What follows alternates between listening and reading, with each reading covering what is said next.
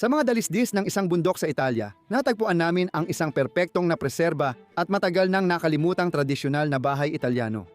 Ang maliit ngunit kaakit-akit na tirahang ito ay sumasalamin sa pang-araw-araw na buhay ng mga Italyano, gaya ng karanasan ng karamihan noong mga nakaraang dekada.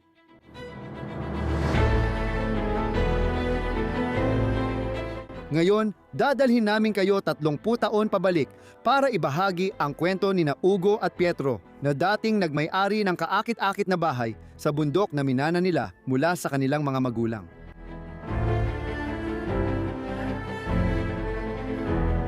Ang magkapatid, kasama ang kanilang mga asawa at mga anak, ay sama-samang naninirahan sa maliit na bahay na ito. Kahit maliit lang ito, na may 5 kwarto lamang, minsan ay umabot ng 7 ang mga taong naninirahan sa ilalim ng bubong nito. Sina Hugo at Pietro ay masisipag sa mabibigat na trabaho, habang ang kanilang mga asawa ay masigasig na nagtatrabaho sa palengke sa sentro ng bayan.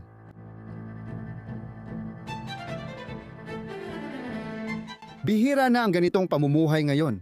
Pagpanaw ng magulang, umaalis ang mga anak para sa makabagong buhay at iniiwan ang bahay.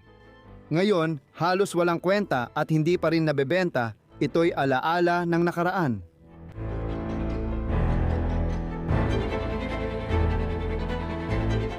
Samahan kami sa pagbisita sa lumang bahay at tuklasin ang kasaysayan ng tradisyonal na pamumuhay ng mga Italyano.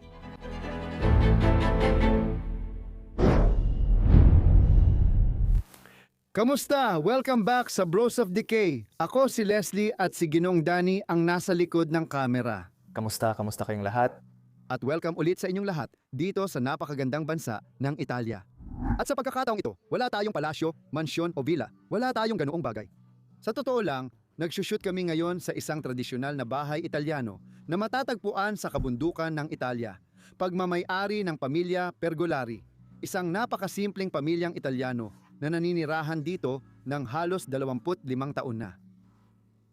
Sa labas, makikita mo na agad, medyo mukhang na-vandalize, pero sa loob, eksaktong ganun pa rin kung paano namuhay ang mga tao dito noon. Excited ako para dito. Iba ito sa mga karaniwang ipinapakita namin. Hindi namin ito madalas na ipapakita. Gusto naming magbigay pugay sa mga dating nanirahan dito at ipakita kung paano namuhay ang simpleng pamilyang Italyano sa ganitong lugar. Daniel, handa ka na ba? Handa ka na ba? Oo, sige. Pasok na tayo sa bahay nila. Oo. Isang napakaliit na pasilyo ng pasukan. Tama.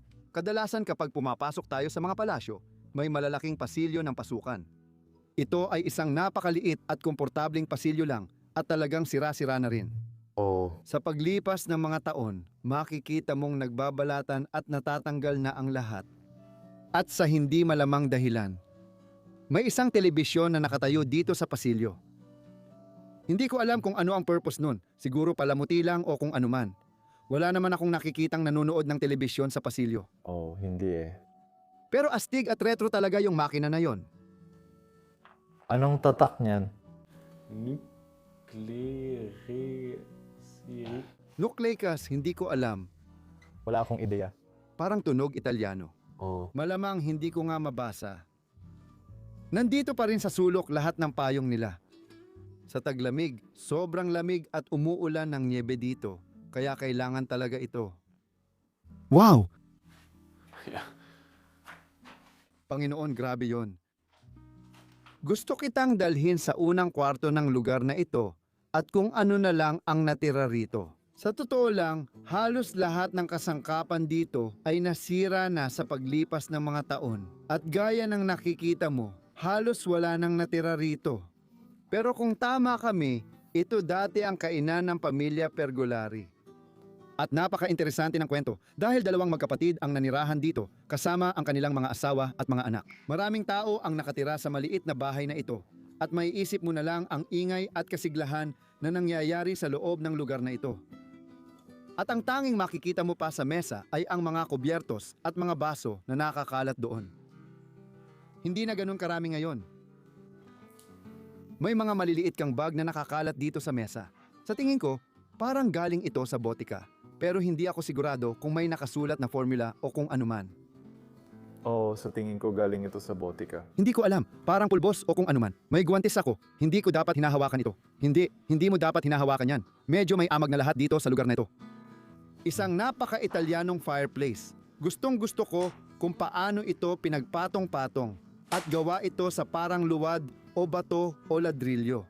Masasabi ko na, oo, makikita mo talaga na mas hindi mayaman ang pamilyang ito kumpara sa ibang mga bahay na kinukunan natin sa Italia. May ilang manika sa sulok. Mga manikang nakakatakot. Kailangan kong aminin. Isa sa kanila ay nawala ng kalahati niyan.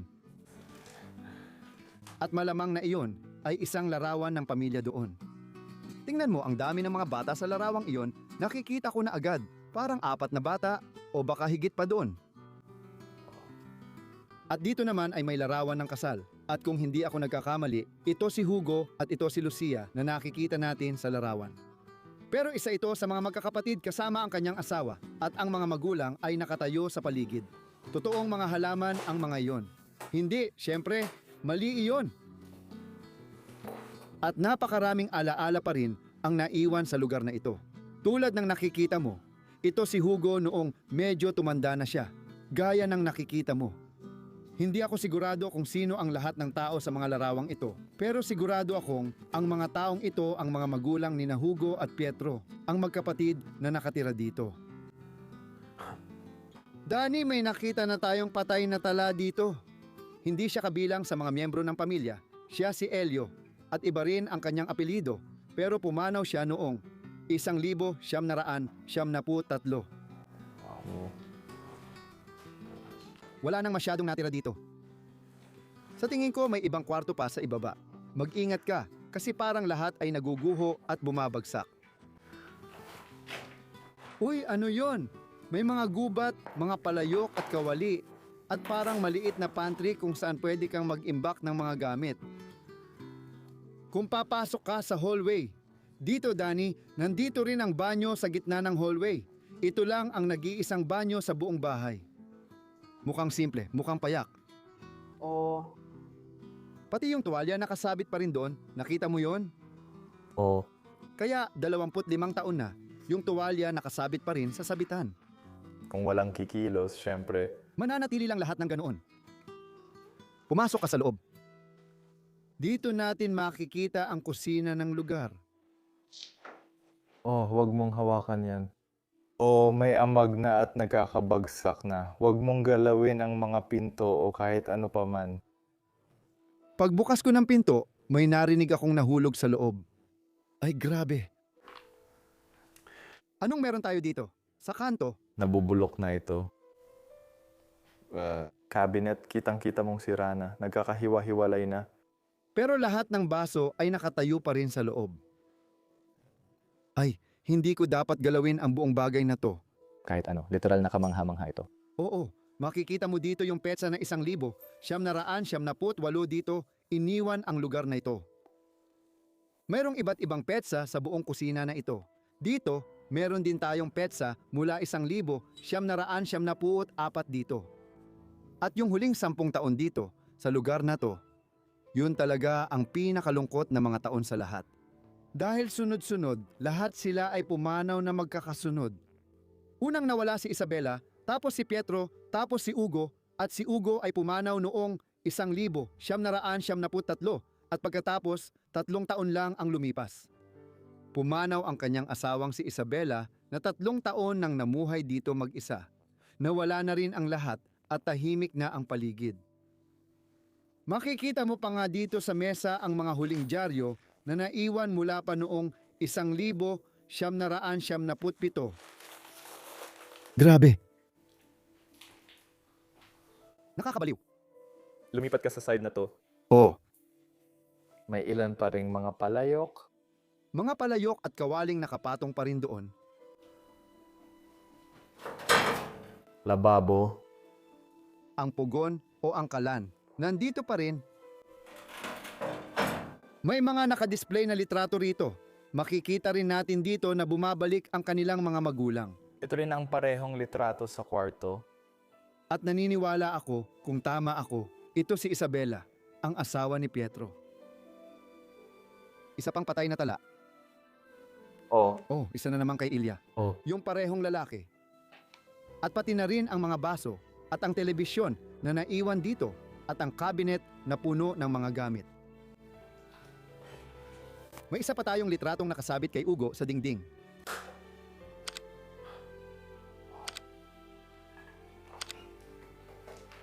Oo, lahat ng nakikita mo rito. Nasa ilalim ko, Danny.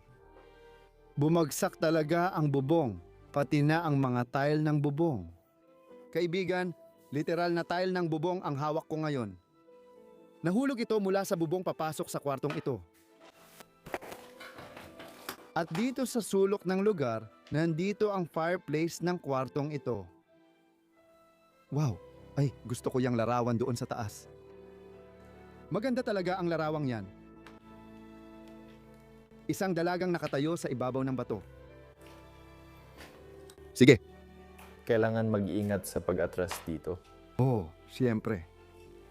Dapat ba akong umalis? Oo, pwede kang mauna diretso. O gusto mo munang ipakita ang hallway? Oh, tingnan natin kung merong nandito sa hallway. Oh, may nakasabit na leather jacket dito. Napaka-astig na leather jacket. At naniniwala akong ito ang pintuan sa harap. Tama ba? Oo. Oh, wow. Mukhang ganun nga. Hindi dito pumasok at pagkatapos lahat ay konektado dito. Katabi lang ng pintuan sa harap.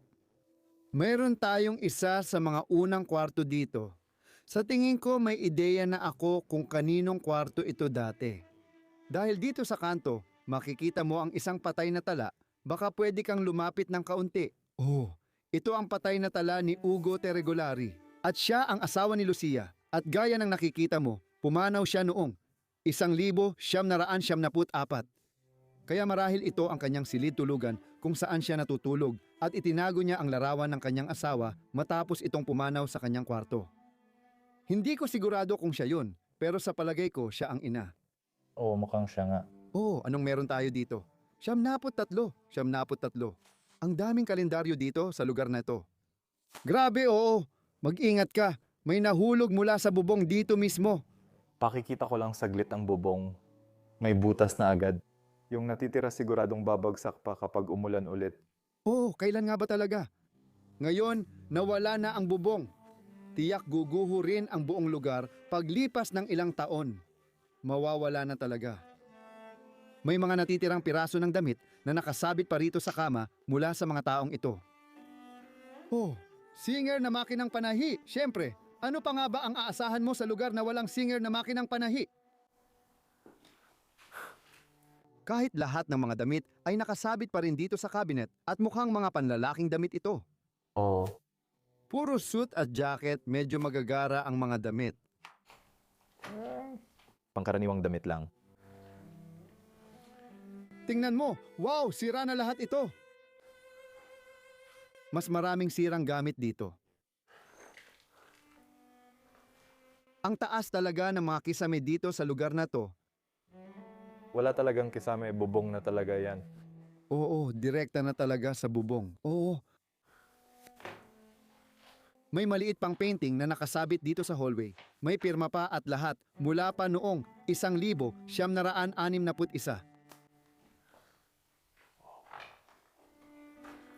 Upuan at lahat.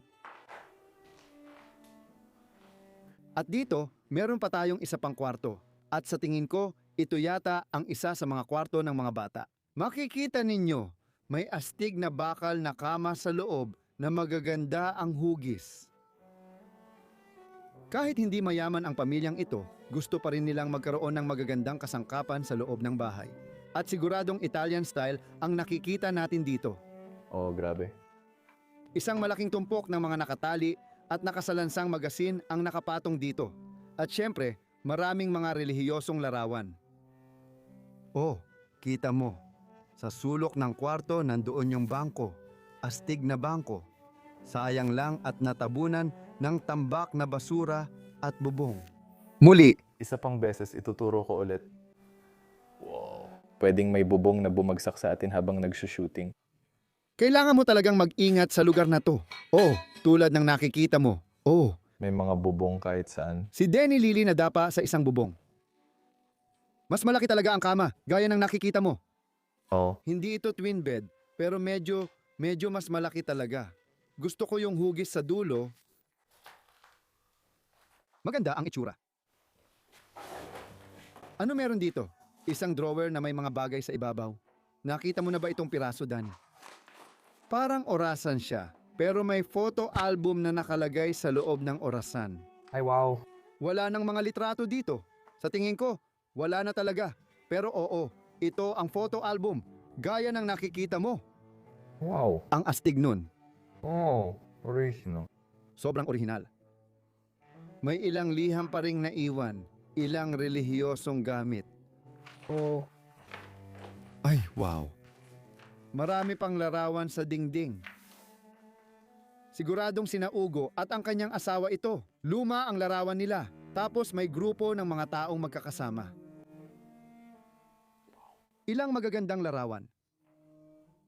Siguradong mula pa nung 1950-S or 1960-S ang mga larawang ito.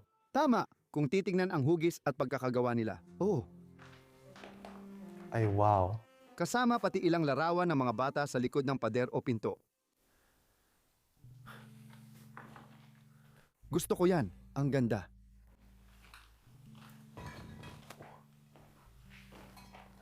Tingnan natin. Pagkatapos, ipapakita ko sa iyo ang pinakamagandang kwarto dito. Danny, ikaw ang may karangalan na mauna. Sobrang gusto ko talaga ang kwartong ito at siguro nakikita mo na kung bakit. Siyempre, dahil ito sa kama na nandito sa loob ng lugar na ito. Ito ay isang tipikal at tunay na Italianong kama. Kaya siguro ito ang kwarto ni na Pietro at Isabella na nanirahan dito sa lugar na ito. Tingnan mo ulit, kakaiba yung mga pintas sa kama. Yeah, extraordinary. Parang ipinintas sila sa canvas at idinikit lang sa ibabaw. Tingnan mo yung magandang klase ng luwad o parang ganon. Oh, Hindi ito kulay. ito ay isang bagay na idinikit sa ibabaw nito at pati na rin sa kabila at sa iba pa. Pero talagang maayos itong napreserba. Oo, maganda pa rin. Pero yung isa nagbabalat na, tulad ng nakikita mo. Oh, pero buo pa rin naman. Oo, ang ganda talaga. At nandyan pa rin lahat ng mga relihiyosong larawan sa ibabaw ng kama, doon. Wow, napakaganda ng kama na yan. Makikita mo pa na may mga larawan pa rin na nakapatong doon sa ibabaw. Oo nga. Tingnan mo to. Hindi ko alam kung sino ang mga taong ito, pero may kinakatawan sila. Oh, mayroong pa nga. Ito ba ay noong 1940? Grabe. Ang galing naman.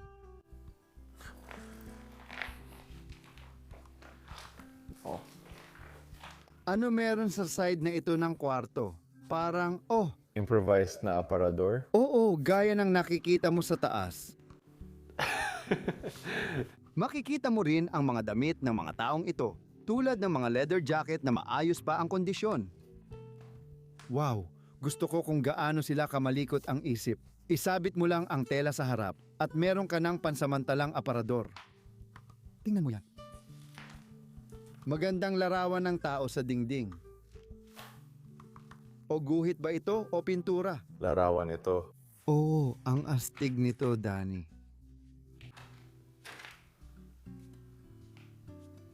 Marami pa ring papeles na iniwan nila dito. Oo nga pala, gusto ko ring pag-usapan ito mula kay Petri Pietro Pergolari, transporti, na ibig sabihin ay transportasyon. Kaya siya at ang kanyang kapatid ay may negosyo ng transportasyon. Nagtatransport sila o parang mga truck driver sila o ganoon. Ito ang kanyang business card. Galing ba ito sa paaralan, Danny? Yung Italianong papel? Oo, galing ito sa paralan. Oh, Oh, at saka mula ito noong 1,900, 26 hanggang 1,900, 27. Oh, unang klase na kung ano. Oh, Percolari, tapos may iba pa tayong pangalan sa likod. oh, Tingnan mo, ito ang mga grado ngayong taon, di ba? oh. Grabe, halos 100 taon na ang nakalipas. Wow! oh, sobrang nakakabaliw nga. At lahat ng mga papeles at pati na rin ang mga sulat kamay na liham, malamang may mga resibo at kung ano-ano pang ganoon. Makikita mo pa ang lahat ng mga resibo na maayos pa ring nakabundle mula pa noong 1962. Mula sa kanyang trabaho, malamang naiwan na lang lahat. Nandyan, katabi lang dito. Mayroon tayong maliit na tokador dito. Nakasabit pa ang rosaryo at lahat ng suklay at iba pa. Ang astig. At may ilang laruan pa ng mga bata na nandito pa rin. Sa tingin ko, isa sa mga bata ay natutulog dito kasama ang kanilang mga magulang. Oh, sa tingin ko rin. Malamang kulang ang espasyo ng bahay para sa sariling kwarto ng lahat. Oo, sigurado akong isa yan sa mga kama ng mga batang natutulog dito dati. Grabe, nakakabaliw. Wow, ang ganda pa ng kondisyon ng mga damit niya dito sa loob ng cabinet, sa loob ng aparador na to. Kailangan kong sabihin, tingnan mo yan. Parang bagong-bago pa rin. Parang kakalabas lang mula sa plansahan.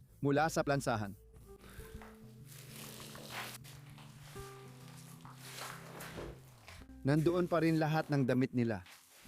At isa pa, Oo, isa pang makinang panahi. singer na makinang panahi. Gustong-gusto ko itong natatakpan ng mga dahon. Oo, kung saan sila galing. Parang natatakpan ng sahig. Walang butas sa kwarto. Wala. Ang ganda ng bubong na to. Sa tingin ko, baka minsan nabuksan ang bintana tapos pumasok lahat ng dahon na to o kung anuman. Tingnan mo yung magandang makinang panahi na nandito pa rin at lahat ng mga litrato na nasa ibabaw pa rin yan. Oo, mukhang talagang Italian na hapunan yan. Parang dinner party. At saka lahat ng litrato ng mga batang babae na nandito rin. Maganda yung piraso na yan. Pati itong baul sa likod, puno pa rin ng mga maliliit na ilustrasyon, mga booklet at kung ano-ano pang mga bagay. Pero gusto ko ring pag-usapan itong collage ng mga larawan dito sa likod, mga lumang-lumang litrato. Tulad ng nakikita mo, siguro dapat lumapit ka pa ng kaunti kaysa... Tingnan mo sila, hindi sila ang nakaraang henerasyong tumira rito. Luma na talaga ang mga larawang ito. Wow! Oh, pero hindi mo ba iniisip na may mga naunang henerasyon?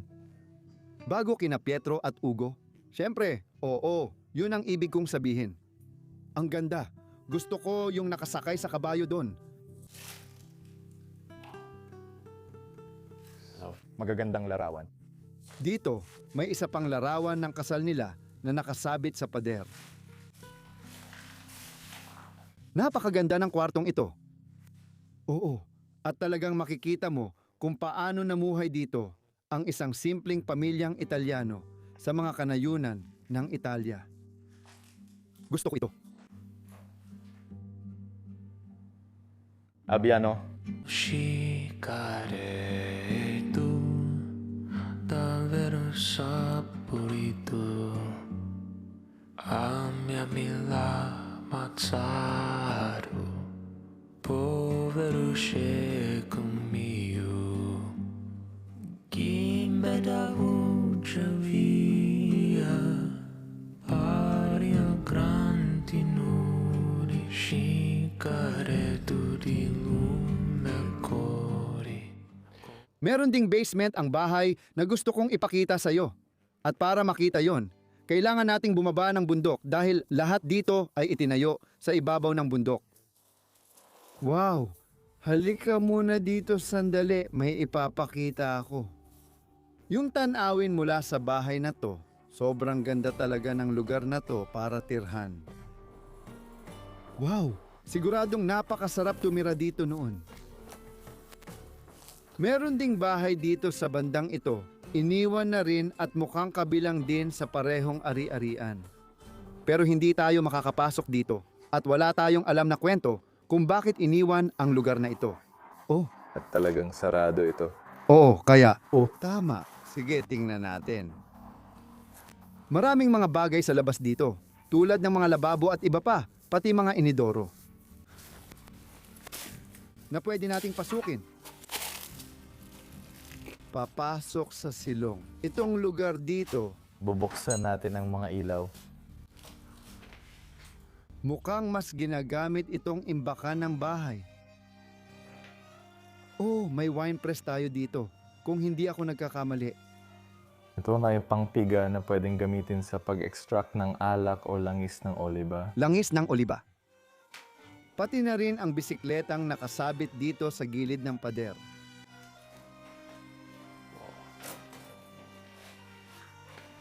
Wow, gusto ko yan. Sino si Ko? Sa palagay ko, hall tree ito, tama? Oh, parang hall tree. Ang ganda talaga. Wow, may magagandang pinta dito. Hindi pintura, print lang yan. Tingnan mo to, parang ganito siya. Press. Pindutin mo ulit. Oo, yung mga gear niya at lahat. Oo, ang daming industrial na kagamitan dito sa baba. Oh, itong hagdan paakyat sa bahay. Siguro may latch sa hallway. Tapos,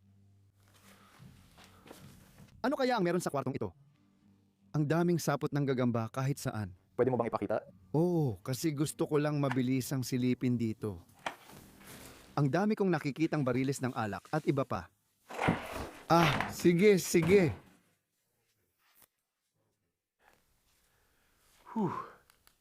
Hindi maganda yan. Sige, kung nakita mo lang ang nangyari, bumagsak ang buong hagdan sa ibabaw ng kamera. Sige, mag-iingat ako dito. Pero doon sa kanto, makikita mo lahat ng malalaking bariles ng alak o mga lalagyan ng alak. Sa tingin ko, nakatayo. Mas marami pa. Wala namang dagat dito. Ibabalik ko na ang kamera kay Danny Safer sa kanyang mga kamay. Sa tingin ko, Oh. Diyos ko, sige. Pati litrato ng taong nakahiga rito? Hindi yan litrato. Bahagi niya ng isang magazine. Magasin o kung anuman. Nakita ko, may isa pang parte sa labas na ipapakita pa natin. Mag-ingat ka. Lahat kumakapit sa akin. Sige.